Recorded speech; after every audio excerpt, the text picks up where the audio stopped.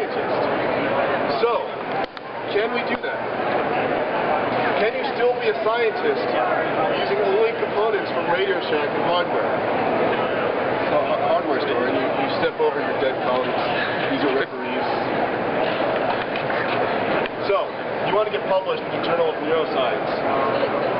There's only one article, it'll be yours. And you have your laptop with plenty of backup batteries, and you have a Cricket. What needs to happen here to get spiked? Here are some components from Radio Shack. You can see them over there in the hardware store. Here's our engineering team. That's me doing the mechanical engineering of the micromanipulator, and that's Greg. He's taking the picture, that's why he's not in the picture, of doing the electronics in here. How do you do it? Wait for it.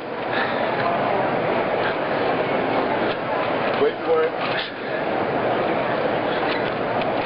Okay, who here does eFiz? Do you do eFiz? You do. What kind of system do you use? Plexon, very expensive. Well, Alpha Omega, very expensive. Multi-channel systems, very expensive. National Instruments, not as expensive, but still expensive. Plus a whole team of engineers and tech support.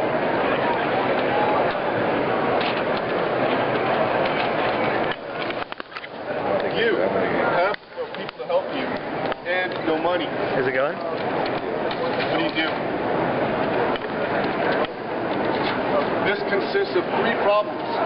You have the mechanical engineering problem of trying to build a micromanipulator. You have the electrical engineering problem of designing the signal acquisition system. And you have the anatomy and physiology invertebrate problem. Who here does invertebrate physiology? No one. They're cold-blooded for one, and they have exoskeletons. They're different. Here are some crickets. What we're trying to do is record from the circle system of crickets.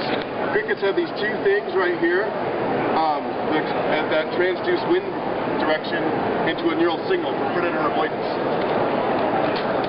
We can only use males. Why? The ovaries get in the way. You have to only use males. Here's a cricket, juvenile cricket. You know it's juvenile because it doesn't have its wings yet. Now, zombie invasion has happened. You can't go to hospitals. It's dangerous. You can't get modern anesthetics. So, how do you anesthetize a cricket? Use ice. Cricket on ice. Here's the signal acquisition. You see it works. Don't worry about it. You take a candle over there, heat up wax, put the cricket on the wax, and then you cut off all its arms and legs.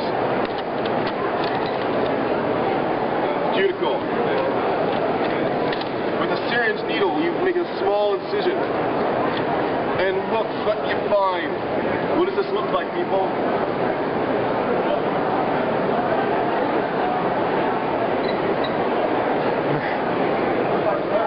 It looks like a nerve. It looks like a nerve. Is it a nerve?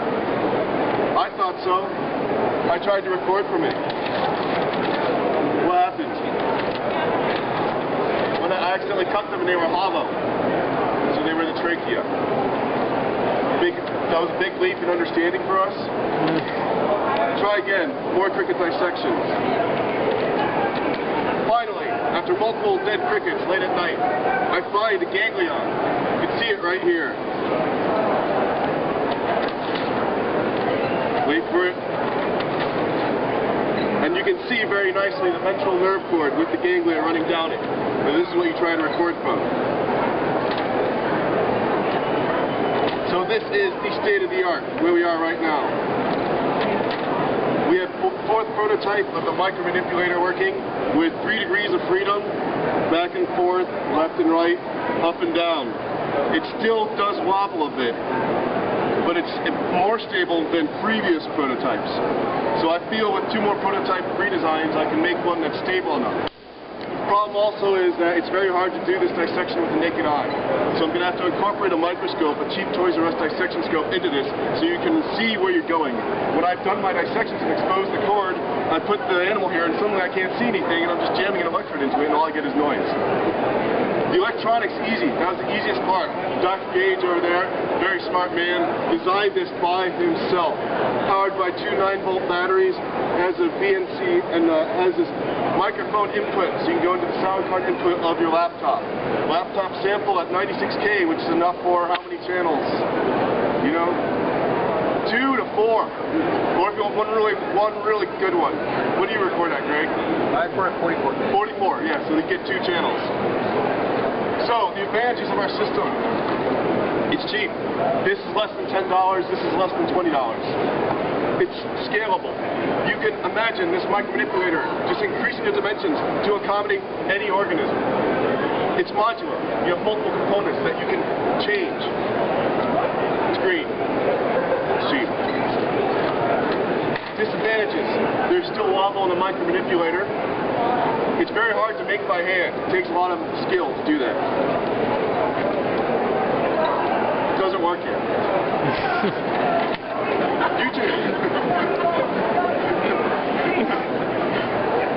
Future directions. Again, to incorporate the microscope in there, so by next year, perhaps the crayfish would be easier. It's $2 per crayfish, but the cricket's 8 cents. So maybe, I think that's stable enough for our crayfish. So I'm going to try it with crayfish or earthworms, then improve the micromanipulator to hopefully get to crickets. And our goal is by next year to be not in this section, but the vendor section, selling this to you guys. With the money you save, you could buy a Mercedes. That's it. Thank you very much.